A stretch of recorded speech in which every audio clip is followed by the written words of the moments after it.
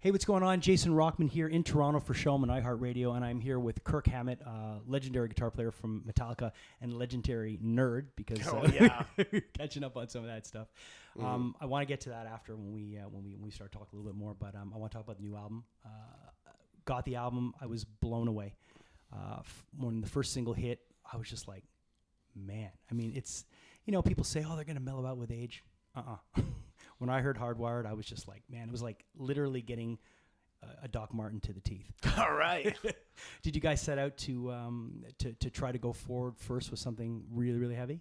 Well, I mean, it was more so that we needed an album opener, Right. and so Lars and James came up with that song, and it just so happened that it would be a great first single too. Yeah. And it was a swift Doc Martin to the to the teeth. To the teeth. The interesting thing to me about that song is that when we released it, it got picked up by 250 radio stations in states, something crazy like that. And I think about the song, and I think, well, the song is kind of like not that different from a song like Whiplash. Yeah, exactly. And when we put Kill 'Em All out, it wasn't like 250 radio stations where we're playing Whiplash, and like people are going, oh my God, this is the greatest thing, blah blah blah. So yes, times have changed. We put out a single that sounds like Whiplash, called Hardwired Self-Destruct, that just was bowling over, record radio, and not record radio, whatever you call it. Yeah, I know what you get. I know what you mean. And it's just it's a trip to me because people say, oh yeah, Metallica, they're gonna mellow out with age.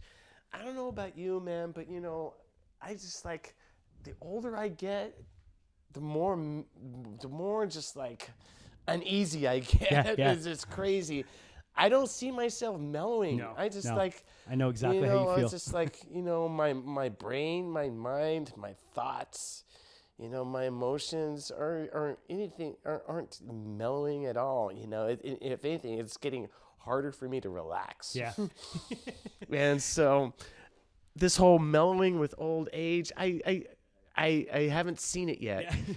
Yeah. If there's any mellowing to be done, it hasn't shown up on my radar because it's just like I'm still as like pissed off and motivated and angry as I've ever been, and just like I'm just getting better at processing it. Right. You're maybe better at holding it back and controlling it. Yes, yeah, in healthier ways. It's funny because I've seen you guys. The first time I saw you guys was probably 88, 89. At the time, all I listened to was Simple Minds, New Order, Echo and the Bunnymen, The Smiths, and a friend of mine said, you've got to come see this band with me, and it was on Injustice. And I wasn't a metalhead before that at all. And I remember seeing that show and showing up in my, like my little pink, I was like Pretty in Pink, John Hughes movie, that guy. Right. And I was just like, holy shit. And it just changed everything for me. And I think with fans, they especially guys my age, like I'm 45 years old, you guys will always be that band for me, and every time I've seen you, I'll always tell people, you can say whatever you want about Metallica, but when they get on stage, they're going to blow your head off. And it's true, because every time I see you guys, you always deliver. And I guess that's that harkens back to your that unbridled anger. That, when you guys get on stage, the four of you are just like, it's something special, and I'm sure you feel it. Well, it's pardon the pun, but it's true group therapy for us. Right. It really is group therapy, because we go out on there and we just get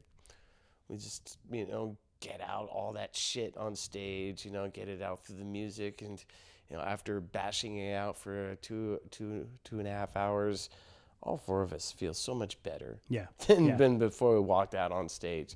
And that is pretty much the case every time, unless we have a bad show or where we collectively have a bad gig, and that happens too. Right. But still, knowing the fact that we went out there and even played a show and brought all these people, enjoyment and some sort of happiness, even that will carry us through, knowing that, you know, we weren't satisfied, but even though we weren't satisfied, there were people who still enjoyed it.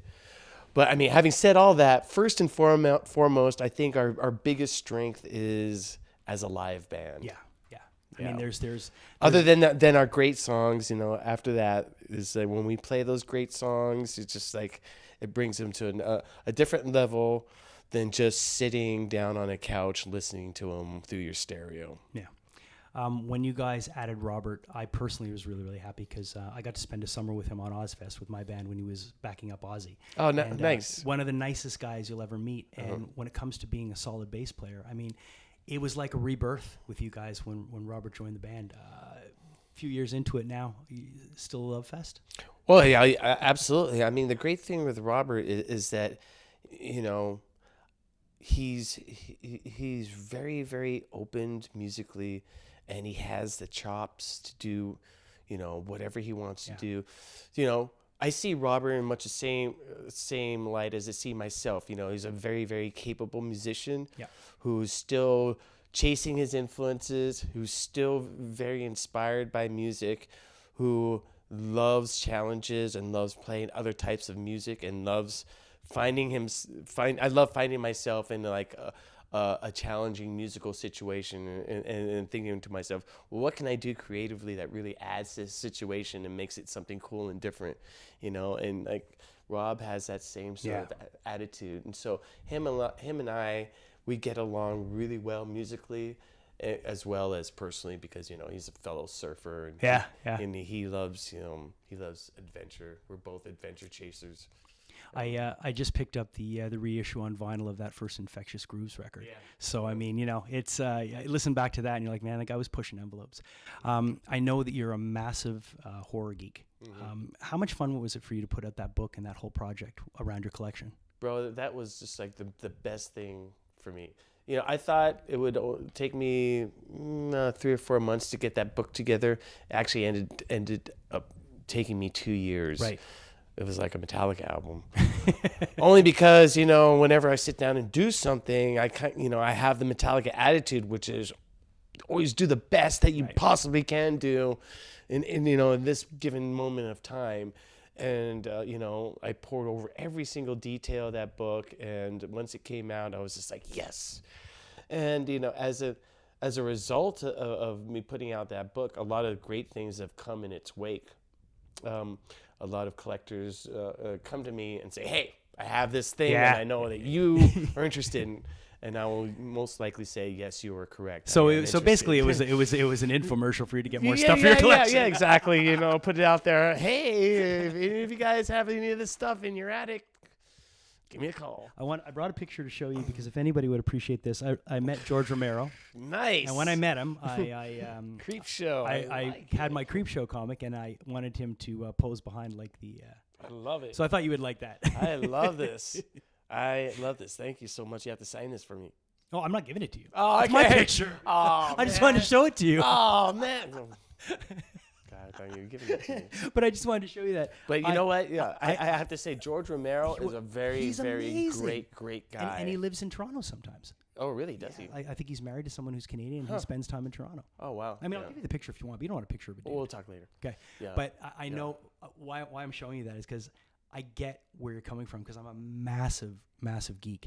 And we were talking before the cameras went on about how much fun it is to be not only a horror geek, but to be a superhero geek now. Yeah. When you're seeing all these movies, all these things coming to life that we would read as kids in comic books. Yes. You must love that. Oh, you know, as like, you know, a Bronze Age, Silver Age and Bronze Age. You even got the terminology right, man. Yeah. A comic book reader. Yeah. It is the golden era for both horror movies and comic book movies. And, you know, these days with CG, they can get it right. They can get all the effects that were created by Jack Kirby and Stan Lee on those pages. They can finally get everything that you saw on those splash pages on the glorious screen. And, you know, now is the time that, you know, people should be making movies out of comic books. Yeah. It wasn't in the 70s. It wasn't in the 80s. It wasn't in the 90s. It wasn't even in the early 2000s. It's now because, you know, the technology can make it look the way it's supposed to look now. And, you know, I think it's fantastic, and do more of it. You know, I love pretty much every single comic book movie that's come out, even the ones that gotten panned, like Batman versus Superman. Loved it. I loved it too. Suicide Squad. Loved it. I got the extended cuts and watched them. Yeah. You know? And I think when you're a kid and you grow up with this this subject matter, and you see it come to life, you're not that fussy because you're just happy to see it happen. Exactly. Obviously, some of them age better than others. Like when I went back and watched the Ben Affleck Daredevil, not as good as the Netflix Daredevil, but it's just an exciting time to be a nerd, and not to have to be a closeted nerd. Because when I was a kid, you told people you read comic books and stuff. It's Yeah, well, it's just like I stopped telling people I read comic books because it wasn't a cool thing. Right. You know, and I would only tell people I read comic books if I sized them up and thought, oh, maybe he might be a comic book guy too. And I used to go to the odd comic book convention, in the 70s when there was a convention in the Bay Area. Yeah. And it was just all a bunch of guys, all ages, all total dorks and nerds, guys whose only experience with females was, saying hello to their mother or something, But seriously, I mean, that's what it was. Yeah. And, 10 years ago, I went to San Diego Comic-Con, walked around, and my mouth dropped. Yeah. Because not only was it so commercialized and commoditized, but there was women everywhere. Yeah. It's and they were actually into it and buying comic books and dressing up. And I was just shocked. And I thought, have times really changed? Because now girls are interested in this stuff. Not just girls, but women. Yeah, it's not just women, but real women. Not just fake mannequins that were put there, to make it look like there were women here. Beating hearts and blood flowing through their veins. Yeah. You guys are playing a really small venue tonight, the Opera House. I mean, you guys could probably sell at the AC Center 3 nights in a row if you wanted to. How special is it for you guys to get into those small clubs and play those shows? We love it. Yeah. I mean, it's fun to be on a small stage and be close proximity to each other and just feel that band's dynamic, feel that energy, vibe off each other, know that we're really close. It's really great, It's different from playing on a stage that's 300 feet long. Yeah, definitely. And I almost need binoculars to see what key Rob is playing in, Yeah. And I mean, we can pull it off because we're that type of band. But really, though, I mean, playing small places like that, like tonight, will be special to us because it brings us back to the old days and why we all got into this, in the first place. Are you still an avid record buyer?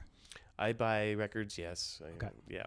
And, it's crazy because all these new editions of records I had when I was a kid are coming out, and I'm buying them all up. Me too. Because they're just in better shape than my original copies. So, yeah.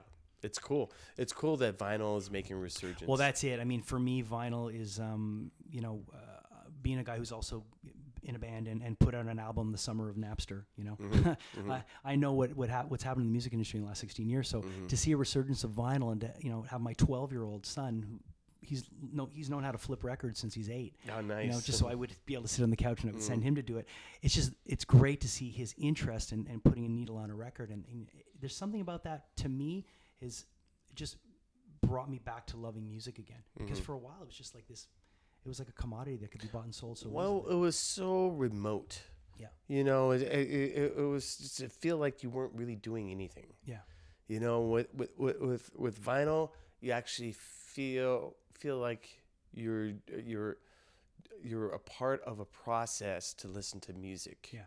And you're a little bit more engaged in it because you have to listen to when side one ends. You have to get your ass up off the couch and or lift the needle up. Yeah, or get your kid to turn the thing over.